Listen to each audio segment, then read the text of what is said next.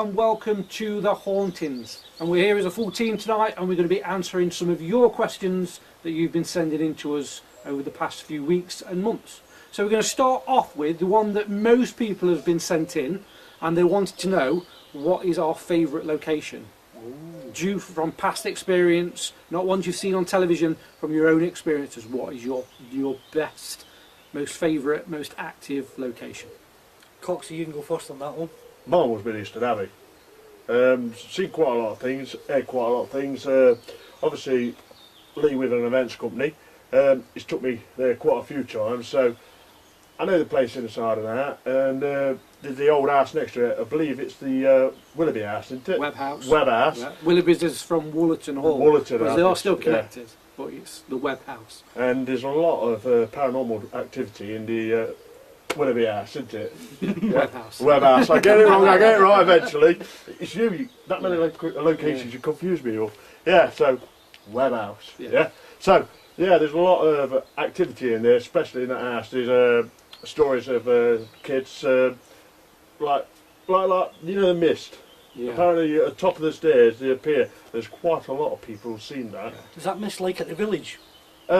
Or is it different? It's more. The villages are more spread out, whereas this one's more condensed into more. I would say structured, but you know what I mean. It's like more. Yeah, I know what you're saying. Yeah. Resemblance. So, what was yours? Mine absolutely has to be Jedburgh Jail. Flies. There is a lot of them. Has to be Jedburgh Jail. It is one location that just. I don't know how the best way to explain it would be. It gets your heart pumping, your heart racing. You know, when you get to that level of fear that you can feel your pulses going. That's what it's like. It's a large location, but everything's so compact. So it's similar to where we are now. There's nowhere to really go. You know, so if you do get something that spooks you out, as I say, there's nowhere to run. But I've had like big cell doors slamming shut. I think they spooked out with game over there. Well, it's a wasp, a bee. It's like, but it's good. What's it when nature calls, isn't it? You know. Exactly. But yeah, Jedburgh Jail, because there's been lots of what's the word? Activity. Yeah, activity. It's the bee because I'm terrified of bees. But yeah, Jedburgh Jail. So mine I think is quite well known, Clifton Hall, which is in Nottinghamshire. Which I investigated, for those that don't know, I investigated there 2007 and 2008. 3 days, on both years, very well publicised. You can Google Clifton Hall Hauntings. But that was kind of, there was only a few of us there each night, very much like a small group like we are now, in a great big £3.5 million mansion. And it was like the Twilight Zone. You know, there was things happening. You was running down corridors, opening the door, and you would start the corridor again. There was voices coming over on the radios. There was misty figures. There was one room, which is quite apparent with the bee going around, full of wasps. We went and got his gear, came back, no wasps there at all. That's freaky. It was just really, really weird, and it's something that I'm trying to write a book about it at the minute. Yeah. About Clifton Hall, because it was just an amazing location, and it's a shame we can't get in there now. Actually, did you get bed and breakfast? No. Oh, tight buggers. No, we didn't. No, but a beautiful location. So the second question that we've been asked is very much on the same line. So instead of what is your favourite location, most active location, what is the best bit of evidence that you guys have seen, or we have seen or experienced over your years being a paranormal investigator?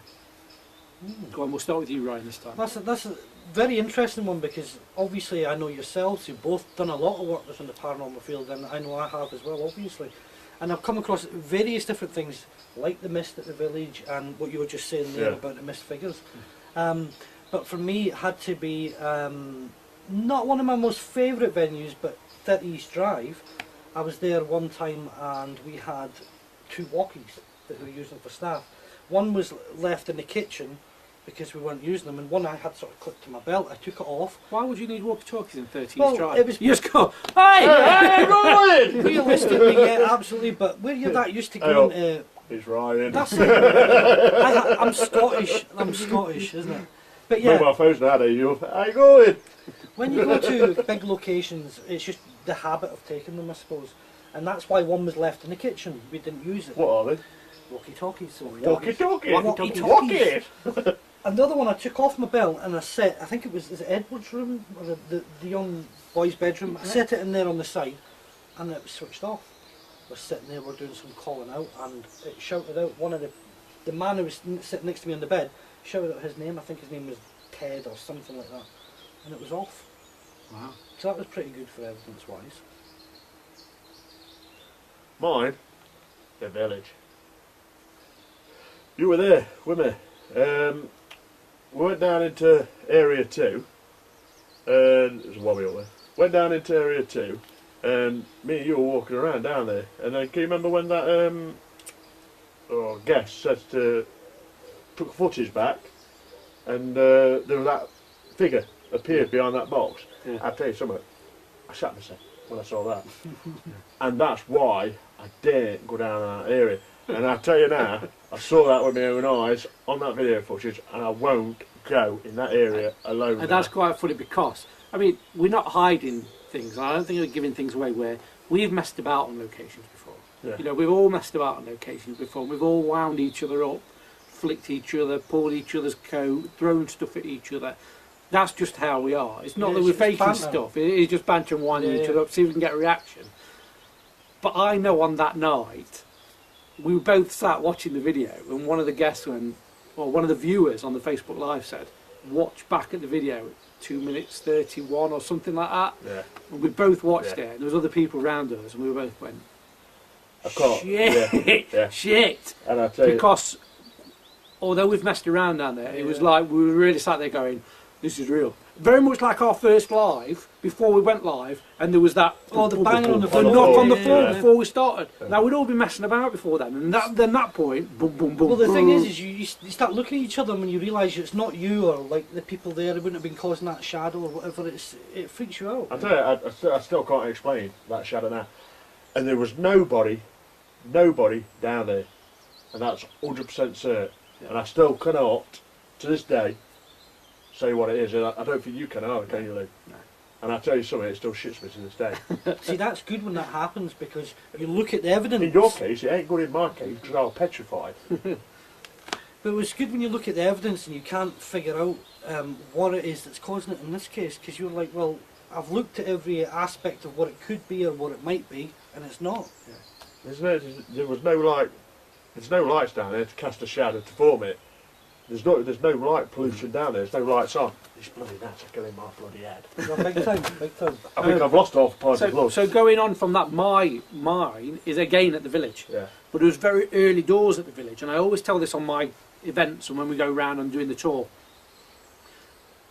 Quite early on, so we started doing events there back in 2015, and we started hiring it out at the November 2015, and for a ghost hunter, and I think we can all agree, for a ghost hunter, it's the holy grail to see a full apparition. Absolutely. Like me looking at you now. Yeah. We'd got this big group of about 30 people sat there in Area 2, and they was all going around one by one. Hello, my name's Lee, can you come and do something? One by one, and I could see in the door, the same door that we was just on about a minute ago, there was a figure stood there. Now back in them days, Area 2 was very much, I mean we could probably all remember, Yeah. it was all very much like an open plan, no astroturf on the Just the floor, it pillars, was just wasn't it? pillars, and there was somebody stood in that doorway. Now there wasn't a door there, no swinging door there at that time, it was just somebody stood there.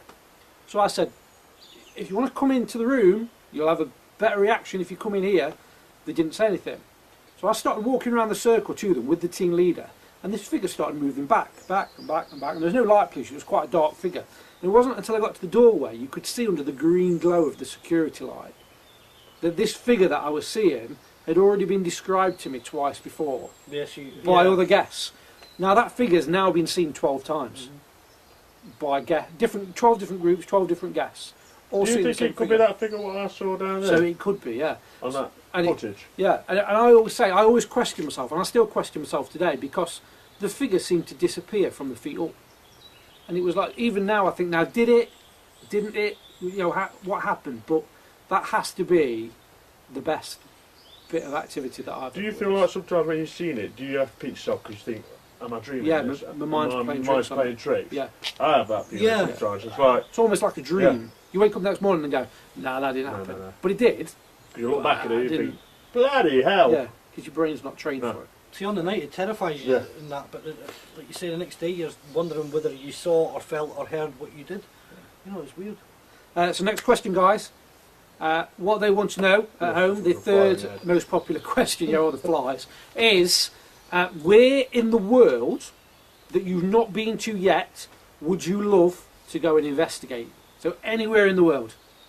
I'll start off because I've not started off yet. Mine's an easy one, Alcatraz.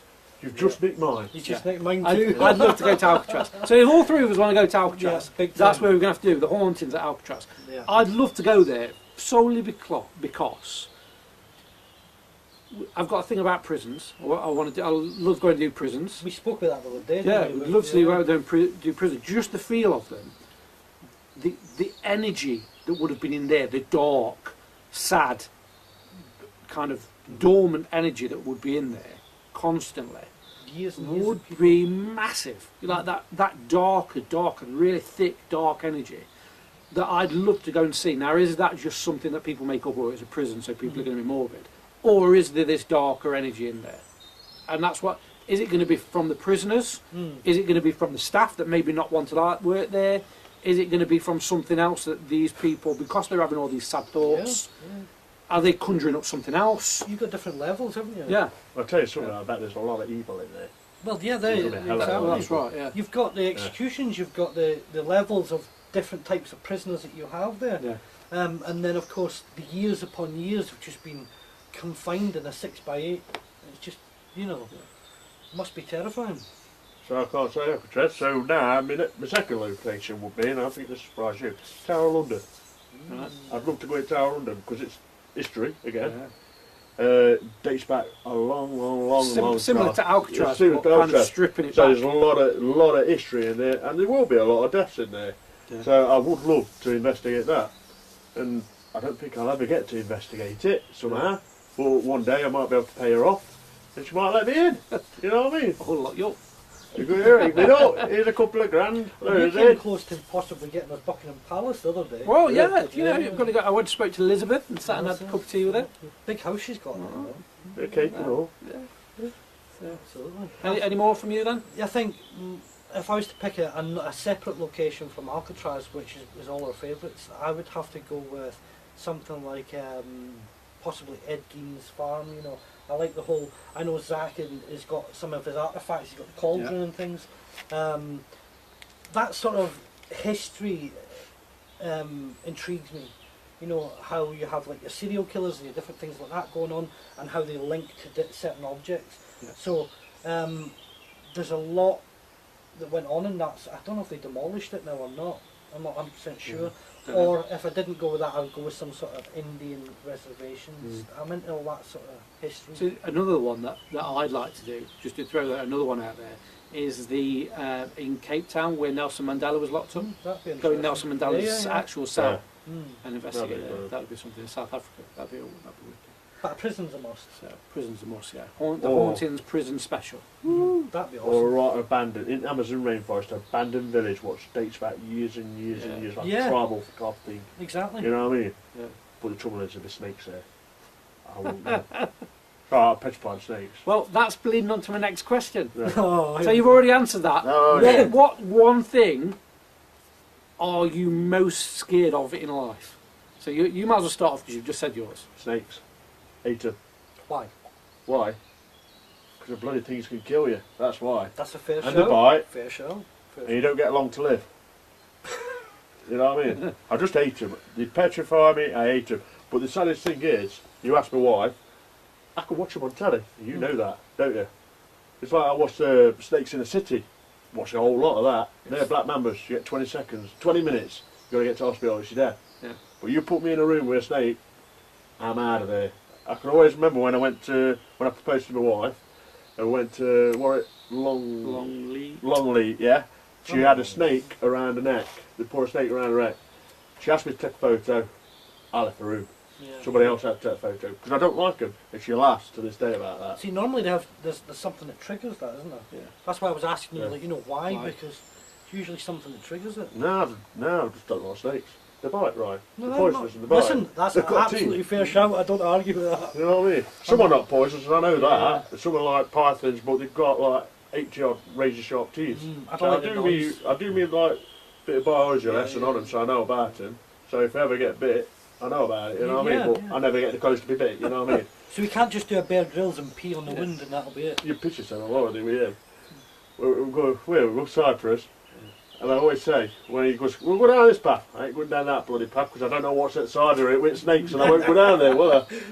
Yeah. So yeah, that's mine, snakes. Right. For me, two things that scare the absolute hell out of me is spiders and the dark. Oh, these are eating us alive here, but So spiders and spiders and the dark. The reason I'm scared of spiders is fairly very quick and simple. I lived in the Shetlands in the farmhouse we had. One night I lived with my granddad and he's shouting on me, he's saying, Ryan, come and help, come and help. I went down the stairs thinking he'd fallen and hurt himself, but he hadn't.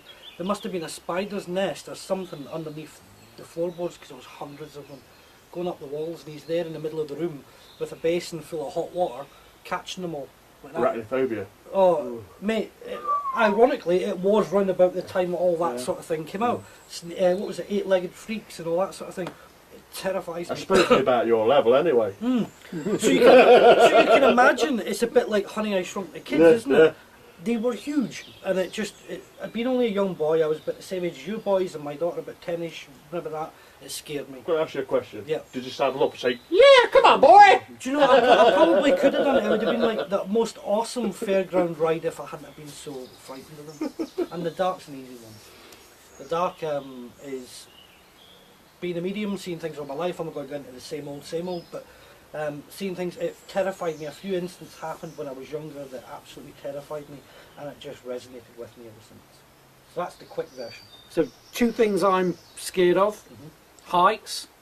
Yeah. Didn't used to be scared of heights when I was younger. Used to love heights. I could climb anything, go on any rides. As I've got older, for some reason, don't really like heights. I can fly, no problem. Look out a window of a plane, fine. Well, that's funny. But I'm not. I have to sort myself out on a plane, don't Yeah. I? 'Cause I struggle flying. You're frightened of flying. Yeah.